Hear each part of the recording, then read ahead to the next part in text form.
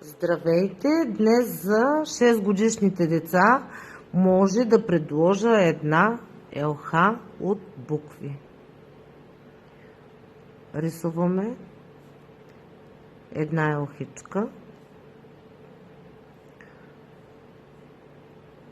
В края на нейните клонки рисуваме буквите, които вече познаваме. Л, А, Е, И тук И, У, А, Е, Я. Играта се нарича "Образувам думи". Ето как се получават те. Л, А, Л, Е. Още веднъж. Л, А, Л, Е. Може отстрани да ги напишем отново.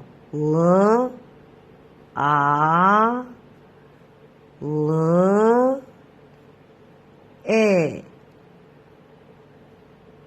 Мама, батко, татко, който е при вас от по-големите, може да ви прочете думичката, която се е получила. Лале.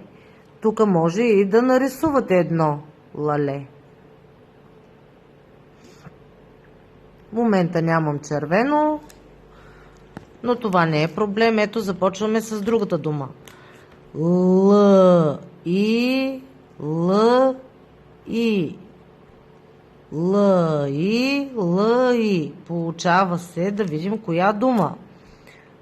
Л, И, Л, И. Думичката е Лили. Това е име на някое момиченце.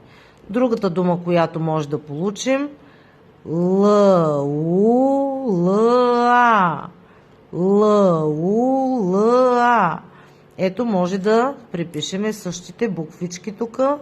Л, У, Л, А. Големите ще ви прочитат, че това е думата лула.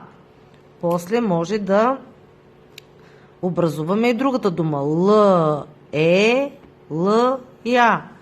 Л, Е, Л, Я. Л, Е, Л, Я. Да видим коя е думичката, която получаваме с тези букви. Л, Е,